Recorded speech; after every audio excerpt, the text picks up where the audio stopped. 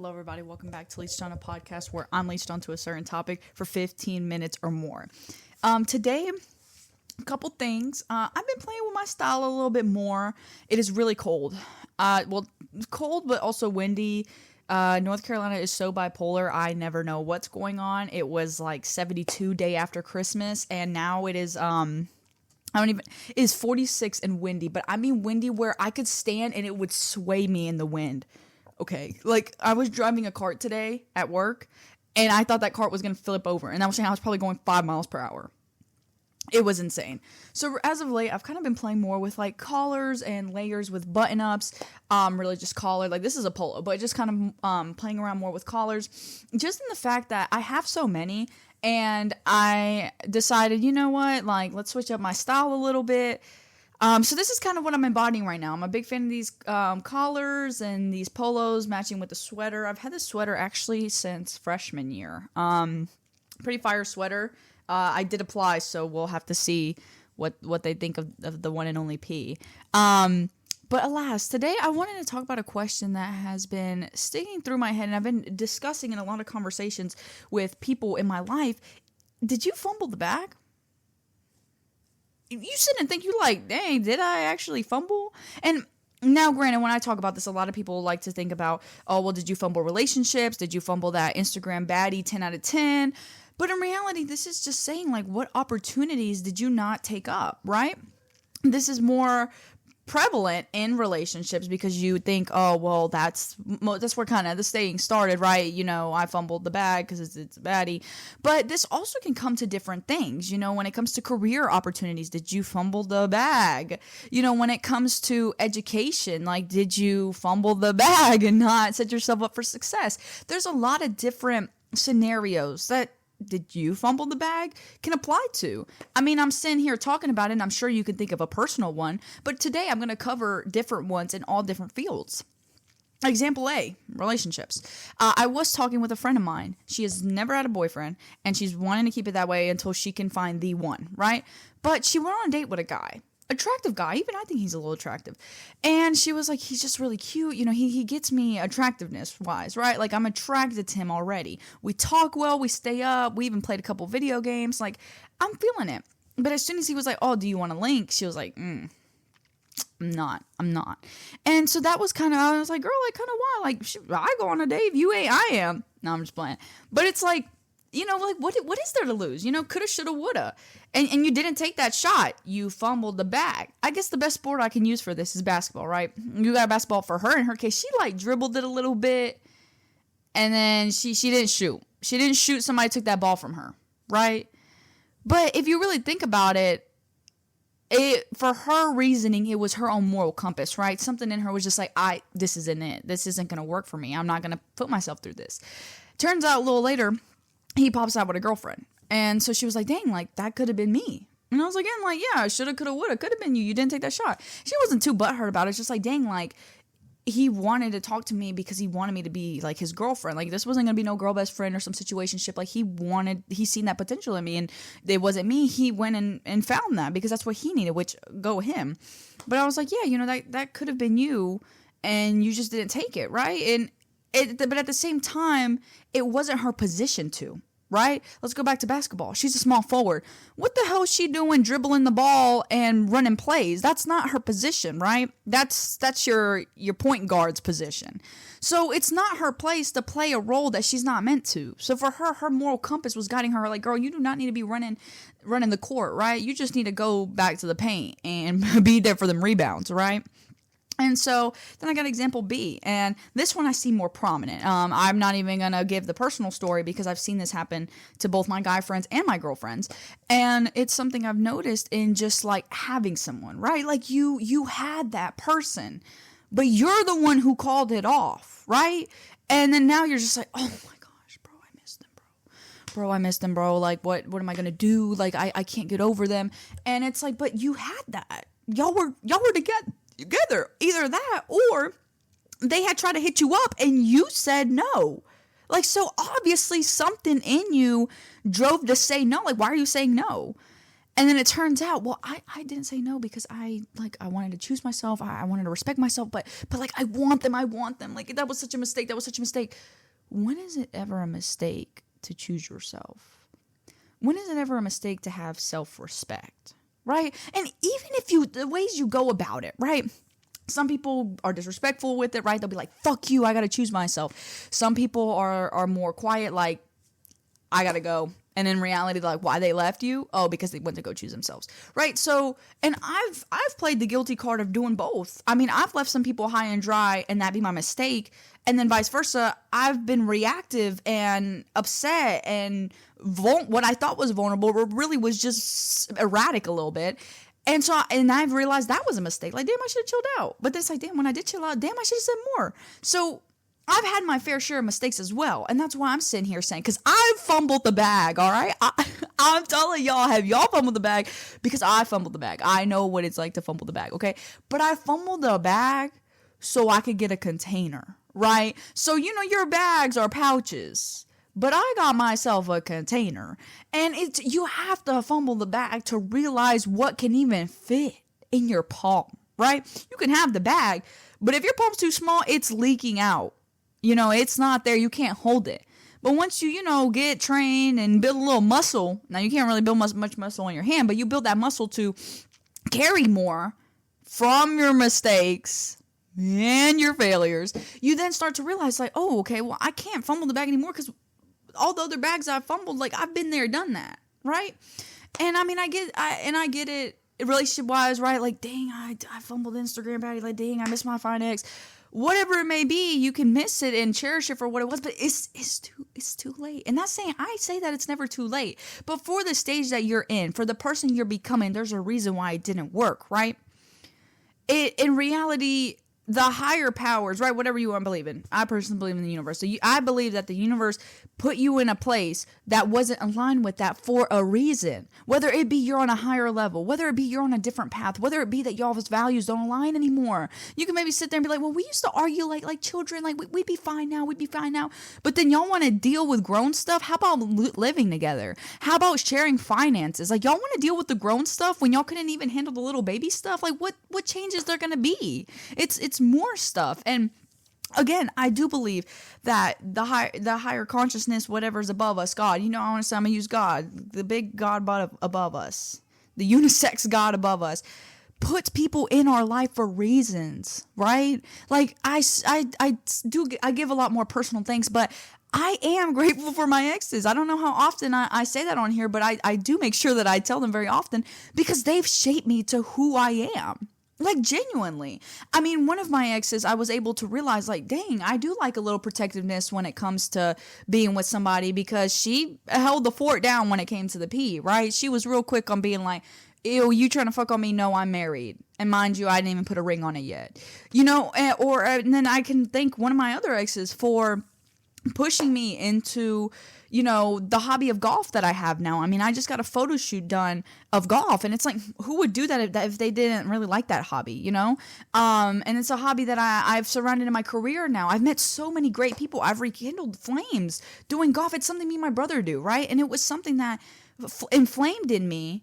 And it started to engulf me because of my prior relationship. I wanted to do it to look cool to her. And I ended up sticking with it, right? I mean, it was something we shared together as well. But it's something that also has grown to make me. It's something I share with my friends. It's something I talk about at the table in Thanksgiving. It's something I'm able to take with me. Another thing, I could thank another one of my exes for putting me on my style. She was really, really good at finding me great pieces into fitting into what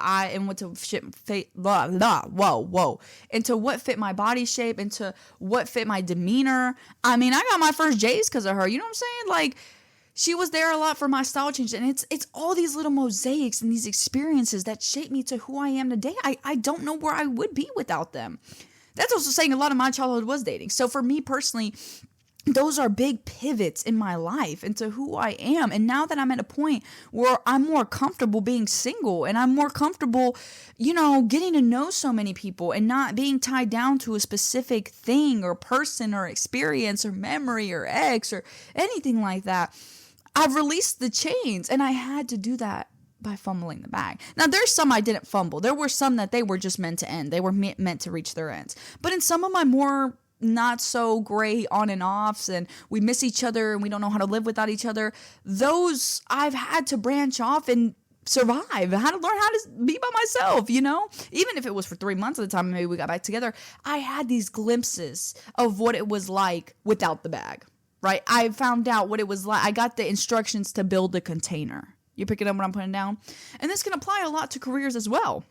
I know a lot of people that are right now trying to apply for jobs, and they're like, oh, well, the job market shit. The job market is shit. So you have to stand out. You can apply to 50 million places and get rejected by, 49 million of them, but there's going to be somebody who does need you, whether it's out of that company's desperate or because you have what they need, it will find you. And that's saying, I got a job as soon as I turned 16. Well, not really as soon as I turned 16. It was more kind of when I first got my car, I was able to get a job. And my first job, and I talk about this all the time, was my summer camp. And that summer camp set a really high standard for me. That was saying I got the opportunity from an email. And then when I had went to go get my teacher recommendations, I had found out that the said teacher also was applying to the same place because she had a connection within the place. So not only did I get that familiarity already from the start, right? Oh, I know a teacher.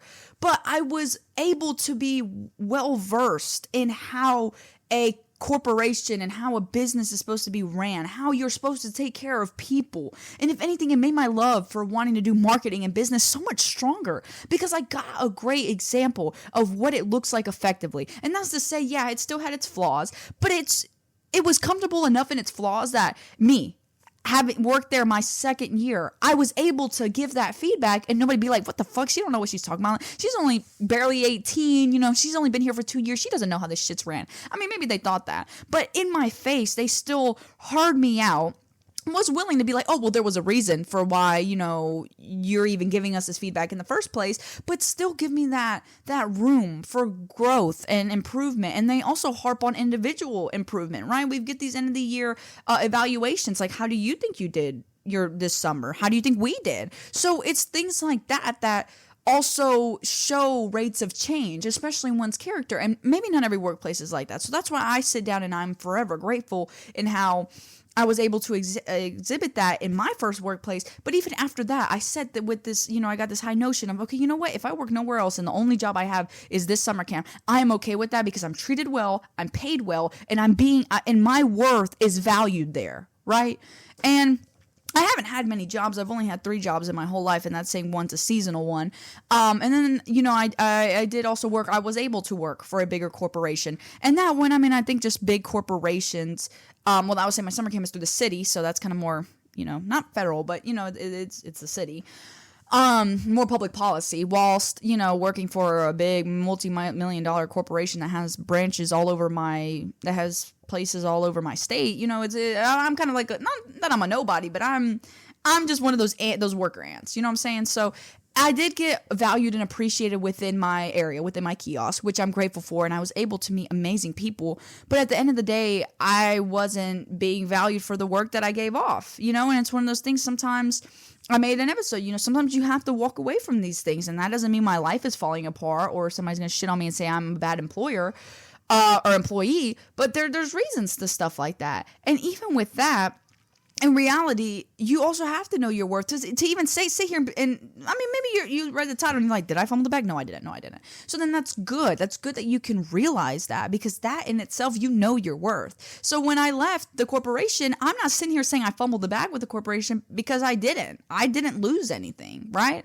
I do appreciate the atmosphere, and it was a part of my routine. So like I do miss out on that, but for the most part, it was there when I needed it, which was last semester. And now that I've started a new semester, I don't need it. And it's nice enough that I'm still very on well terms with my manager there, that if need be, and the extreme and the worst comes to worst, I can have that. And then that's sometimes those connections you still have to have. Like, I don't work there, but I'm also not slandering the company's name where I'm never going to go back, because you just never know how things play out. So in careers, you have to stand out. Be a little persistent. If you're like, damn, I fumbled the bag with this job. They didn't call me back. Then you go up there. Hey, call up. If you got social anxiety, we'll call that. They won't know who you are from your caller ID. You just be like, hey, like I put in an application. Just want to see where the update is. Go in person. Stand out. This persistence is what employers look for. Like, damn, they must really want a job. Fine, I'll give them a job. And if you suck, then I'll let you go. I mean, that's just kind of how the business works. If you suck, they're not going to sit there and be like, I'm never hearing somebody out again on the phone to go and look at their application before everybody else says, no.